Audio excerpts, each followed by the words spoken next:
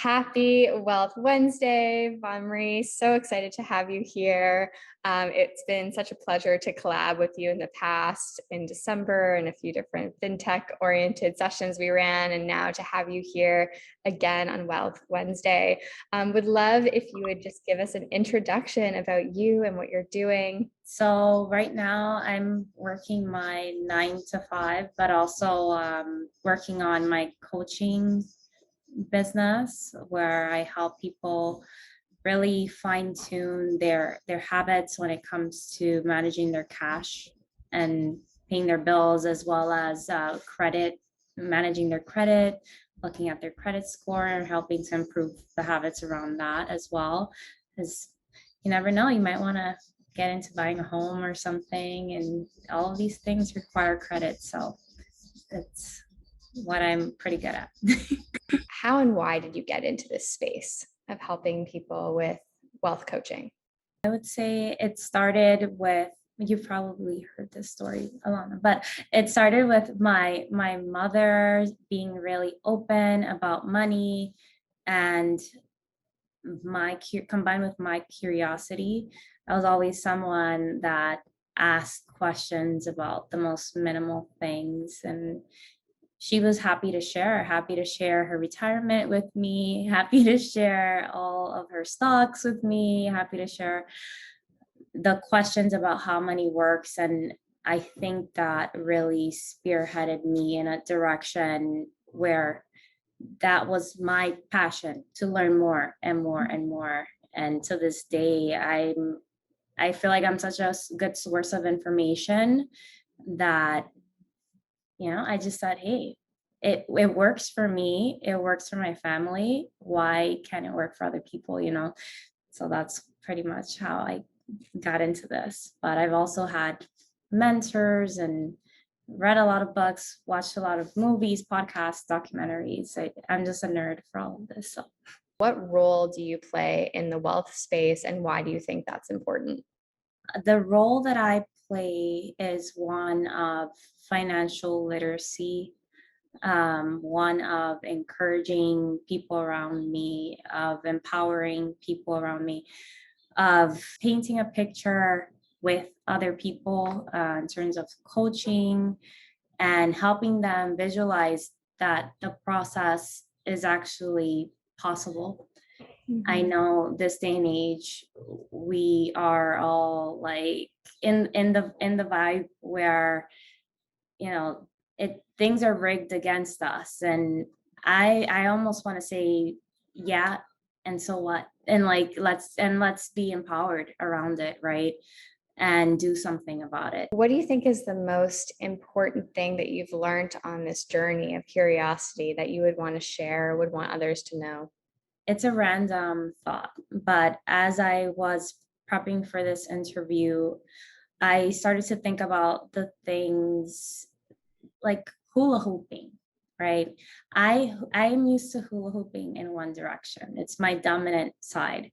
However, I read somewhere on the internet, I don't know if it's true, but I'm going to apply it to money here and say that this person said it takes 700 drops of a hula hoop in the wrong direction to finally own that and be proficient in that process. So when it comes to the journey of money, of fine tuning that for yourself, it's about dropping the hula hoop 700 times, dropping the money. It happens, and it's okay to pick it up and keep going and on to the next step, and no need to beat yourself up about it. So I think a focus on the process, because we like to focus on the end result so much, like, oh, I want $1 million. And it's not always the perfect situation. It's sometimes the focus needs to be on the process. Oh, I love that so much. Just like that step by step. It can feel so devastating though to drop the hula hoop when it has to do with money, because it's your hard earned cash. Like, what you sacrifice, like your most valuable asset is your time, and you put a lot of time into making that money, of course. So, what have you seen has been helpful for you or others in feeling okay to have a learner's mindset with money and knowing that will mean, sometimes you make mistakes?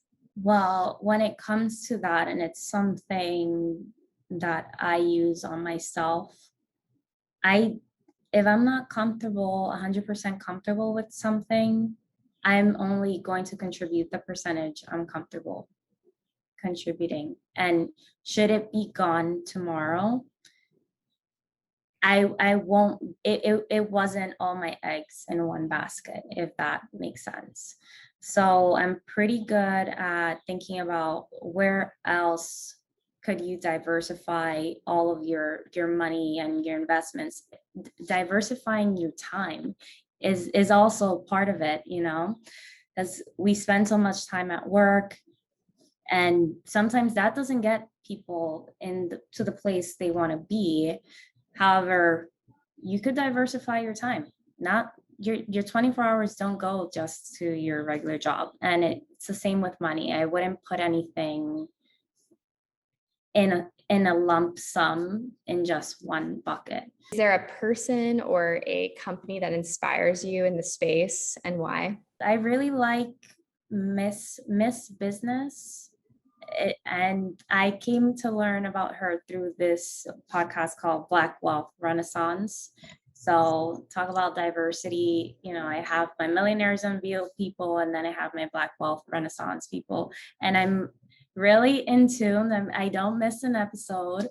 But yes, Miss Business was featured in one of those episodes, and she was great. She had so much good information about taxes. Taxes. I know.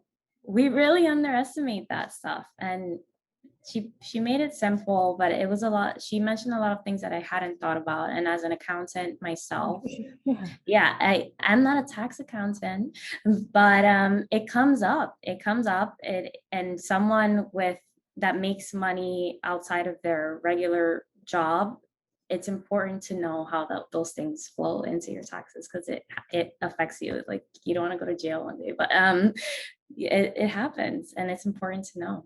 On Miss Business, can you give us a bit more information about how to find that? I would look up the podcast first. I would look up the Black Wealth Renaissance podcast, and then I would also add Miss Business right next to that term. And so, what advice would you give to somebody getting started? I would say where you are right now is the perfect place to start. And I would also say do what you can with what you have, right? If you're into saving and all you can save is 10 cents, that's the start, and that's okay, right? So whatever progress you make, it counts. Is there anything else that we should know? Yes, actually, I have a giveaway, my 6 steps to having power over your money, and it's on my website. So it's gotmoneyissues.wordpress.com, and there'll be a link on that page if you visit. Fantastic. And who is this really for? Because I think there's so much content. There's so many different avenues, and this is such a amazing offering. What would make you say, this is really for me in the process that you run and the skills and amazing talents that you share? I would say that I'm someone that would be happy to cater to individuals who don't have the skills to visualize or kind of calculate these numbers themselves. I had a client tell me, Vaughn, I want to pay off my debt, my student loans, I want to refinance. And I mean, interest rates are great right now, but are you sure you want to refinance? And when we took a look at her money, she had an extra $1,600 a month of money that wasn't going to any particular bills or any particular savings. It's like the excess. And I said, if you were to pay the $1,600 toward your student loans, you'd be done by September 2023. Done to the penny. Sounds like you're just a superhero advocate that like just this kind of high touch connection and support to whatever someone's unique path is. That's fantastic. I'm so excited to check it out, and we'll definitely be sharing it here. And I'm so grateful to have you here and to have you in this space as somebody to look up to and to connect with. So thank you for everything that you've shared, and it's been great. Thank you, Alana. Thank you for having me.